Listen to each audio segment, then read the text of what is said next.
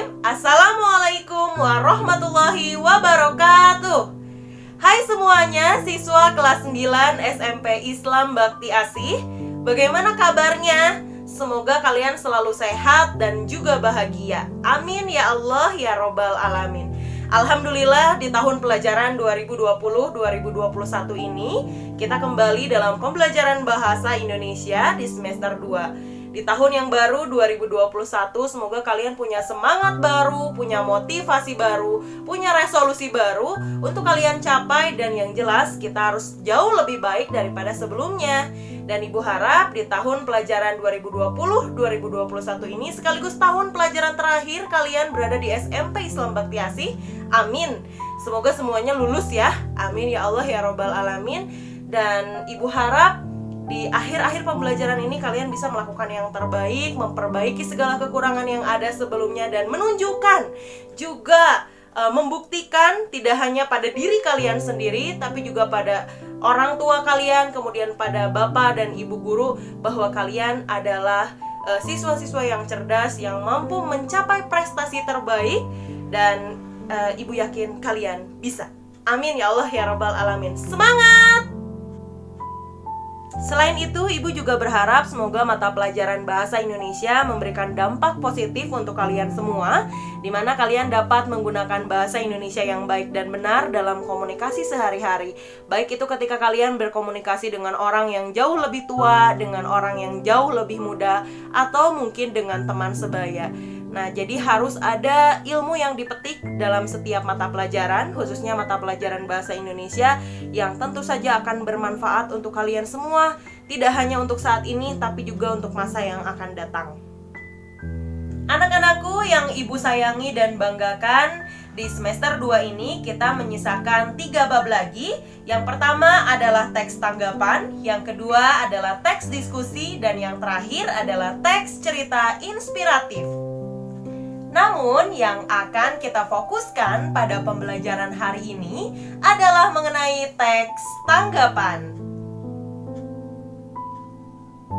Apa yang dimaksud dengan tanggapan? Menanggapi, ditanggapi. Ibu yakin tanggapan, ditanggapi, menanggapi bukan sesuatu yang asing untuk kalian semuanya. Yakin deh. Kenapa? Karena di dalam contoh yang paling sederhana saja, kadang-kadang kita tidak sadar atau kita juga tidak mengira bahwa ternyata dalam kehidupan sehari-hari kita sering memberikan tanggapan kepada orang lain. Nah, tanggapan-tanggapan sederhana itu contoh ketika di Instagram ya, ada foto teman atau foto artis yang kalian idolakan, atau foto kata-kata mutiara yang membuat kalian tersentuh, kemudian kalian klik tombol love ya, atau kalian sukai ya postingan tersebut. Itu adalah salah satu bentuk dari tanggapan. Kenapa? Karena kalian merespon apa yang diunggah atau apa yang dilakukan oleh orang lain. Ya, itu adalah salah satu bentuk tanggapan. Atau contoh yang lainnya ketika kalian memberikan komentar. Nih, misalnya teman kalian membuat satu buah unggahan ya, foto atau video, kemudian kalian komentari di situ. Itu juga termasuk ke dalam tanggapan yang paling sederhana ya. Nih, tanggapan yang paling sederhana. Selain itu, di dalam pelajaran misalnya guru ingin melakukan metode pembelajaran debat dengan salah satu topik tertentu. Nah, setelah itu di dalam debat biasanya kalian saling menanggapi, saling memberikan komentar, saling memberikan saran atau bahkan kritik. Ya, itu adalah salah satu bentuk tanggapan. Jadi tanggapan adalah sesuatu yang tidak terlepas dalam kehidupan kita. Secara sadar ataupun tidak, kita seringkali memberikan tanggapan. Betul tidak? Oleh sebab itu, karena tanggapan masuk ke dalam materi pelajaran bahasa Indonesia, berarti kalian harus serius mempelajarinya. Kenapa? Karena teks tanggapan ini ternyata kan sering kita gunakan dalam kehidupan kita sehari-hari. Hanya saja ada etika atau pakem-pakem pola-pola penyampaian tanggapan yang harus kita pelajari. Sehingga apa yang kita sampaikan, tanggapan yang kita sampaikan itu tidak menyakiti orang lain, sekalipun isinya adalah sebuah kritik. Jadi, apa yang dimaksud dengan tanggapan? Di dalam Kamus Besar Bahasa Indonesia edisi keempat atau KBBI edisi keempat menyatakan bahwa Tanggapan adalah sambutan terhadap ucapan, baik berupa pujian maupun kritik. Atau bisa juga dikatakan sebagai segala sesuatu yang didapatkan melalui panca indera yang disebut juga angan-angan. Nah, kalau di dalam bahasa Indonesia, tanggapan di sini karena berupa teks tanggapan, maka teks tanggapan di sini dimaksudkan untuk menilai atau menganalisis sesuatu di mana kalian menanggapi sesuatu tersebut. Contoh, kalian menanggapi sebuah karya. Nah, Ibu punya novel. Novelnya judulnya Negeri Lima Menara karya A. Fuadi. Kemudian kalian membaca novel itu dan kalian membuat sebuah tanggapan terhadap karya novel berjudul Negeri Lima Menara itu. Atau karya yang lain. Jadi pada intinya teks tanggapan dalam hal ini dalam pelajaran bahasa Indonesia adalah bagaimana kalian bisa menanggapi suatu karya dengan bahasa yang baik dan benar. Nah, itu secara sederhananya ya. Karena nanti kita akan jauh lebih dalam mengenal bagaimana sih caranya kita membuat tanggapan yang tentu saja berbobot. Seringkali kita melihat di website, kemudian di blog ya, kalau kalian berselancar, tahu berselancar? Berselancar itu adalah bahasa Indonesianya dari searching ya. Ketika kalian berselancar di dunia maya, kemudian ada blog atau website yang memberikan tanggapan misalnya terhadap drama atau film ya, memberikan tanggapannya. Nah, itu adalah salah satu bentuk dari teks tanggapan yang digunakan oleh kita dalam kehidupan kita sehari-hari.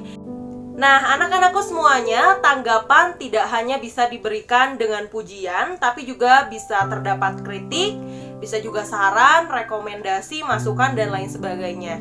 Jadi kalian jangan hanya terpaku bahwa tanggapan itu pasti sesuatu yang positif, sesuatu yang berupa pujian saja, tapi bisa juga kritik dan lain sebagainya. Nah, jadi hari ini kita akan mengidentifikasi informasi yang terdapat di dalam teks tanggapan, baik berupa pujian, kritik, saran, rekomendasi, dan lain sebagainya. Di dalam membuat teks tanggapan, kalian harus memperhatikan dua syarat yang sangat penting agar teks tanggapan itu berkualitas dan juga bermutu. Syarat yang pertama yaitu objektif. Objektif yang dimaksudkan sebagai syarat dari teks tanggapan yang pertama adalah objektif dalam menanggapi apa yang sesungguhnya, fakta dan kenyataan. Artinya, tanggapan didasarkan pada fakta, bukan sesuatu yang dibuat-buat atau sesuatu yang tidak sebenarnya. Syarat yang kedua dari teks tanggapan adalah santun. Syarat yang kedua dari teks tanggapan adalah santun. Artinya, cara menyampaikan tanggapan harus berdampak positif. Tanggapan yang kita berikan harus memberikan pengaruh yang lebih baik. Selain itu, bahasa yang digunakan dalam menanggapi sesuatu juga harus bahasa yang baik dan benar yang termasuk ke dalam syarat kesantunan. Mengapa demikian? Meskipun tanggapan yang kita berikan mengenai sesuatu yang kurang baik, tetapi tetap harus disampaikan dengan bahasa yang baik dan benar agar penerimaan dari tanggapan yang kita berikan juga baik. Selanjutnya, ayo kita coba analisis salah satu contoh dari teks tanggapan berikut ini. Ini adalah salah satu contoh dari teks tanggapan. Saya tidak setuju adanya hukuman mati. Eksekusi mati yang dilakukan pemerintah Indonesia salah satunya untuk terpidana terorisme. Seberat apapun pelanggaran yang dilakukan seorang terpidana, tidak ada yang boleh merenggut hak dasarnya untuk hidup termasuk negara. Amnesty Indonesia mencatat terdapat 52 negara termasuk Indonesia yang masih menerapkan praktik hukuman mati. Indonesia telah mencetak angka vonis hukuman mati tertinggi dalam 6 tahun terakhir. Sebanyak 96 vonis hukuman mati dijatuhkan dari awal tahun sampai Oktober 2020. Melebihi jumlah tahun lalu. Hukuman mati tidak akan menghilangkan atau menurunkan angka terorisme. Sebaliknya, kebencian akan semakin mengakar pada kelompok atau pengikutnya. Kebencian tersebut akan sulit hilang bila terjadi pelanggaran hak dasar manusia, yaitu hak hidup.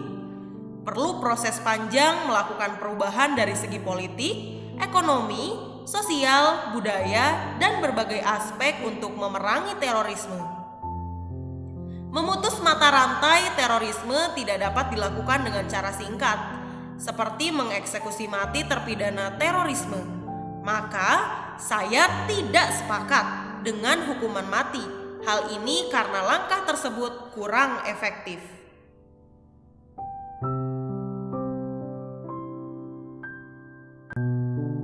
Berdasarkan contoh yang sudah Ibu bacakan, kita dapat mengetahui bahwa teks tanggapan tersebut merupakan teks tanggapan yang berisi ketidaksetujuan terhadap hukuman mati bagi terorisme. Kita dapat mengklasifikasikan teks tersebut sebagai bentuk dari teks tanggapan yang berisi kritik. Jadi kalian bisa mengetahui sebuah teks tanggapan itu isinya tentang kritik, pujian, sanggahan, rekomendasi, atau saran. Dan dari contoh yang barusan Ibu bacakan, kalian bisa mengetahui bahwa ini merupakan salah satu bagian dari teks tanggapan berupa kritik ya.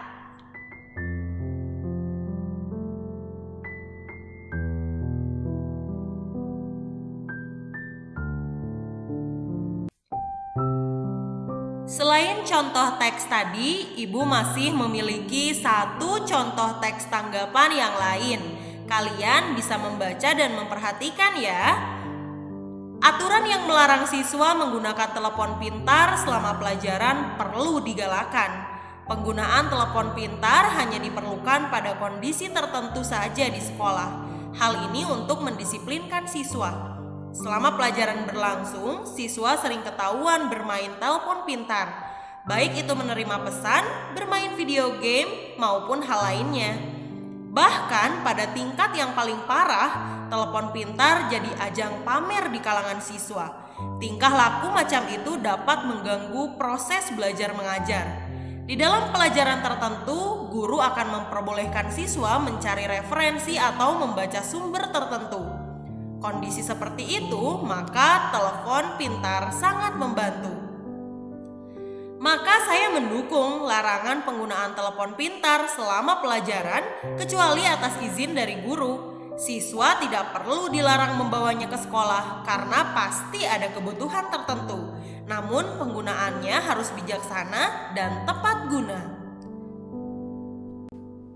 Berdasarkan teks yang kedua, kita dapat mengetahui bahwa teks tersebut berisi tanggapan dengan menggunakan saran dan juga pujian. Kenapa saran dan pujian terdapat di dalam teks tanggapan itu? Karena di dalam teks tanggapan ini ada saran agar siswa dapat menggunakan telepon pintar sesuai dengan kebutuhan. Sedangkan pujiannya, penulis menyatakan dukungan terhadap penggunaan telepon pintar selama pelajaran yang harus disesuaikan atas izin dari guru. Nah, ini adalah contoh yang kedua. Dari contoh yang pertama dan yang kedua, kalian bisa mengetahui bagaimana caranya untuk mengetahui isi dari sebuah teks tanggapan. Baiklah anak-anakku semuanya, mungkin cukup sekian materi pada hari ini. Ibu harap apa yang Ibu sampaikan bermanfaat untuk kalian semua dan ada pencerahan yang kalian dapatkan mengenai teks tanggapan. Semoga kalian masih tetap semangat untuk melanjutkan pembelajaran dan juga tetap semangat untuk menyongsong hari-hari pembelajaran selanjutnya. Terima kasih banyak atas perhatiannya. Wassalamualaikum warahmatullahi wabarakatuh.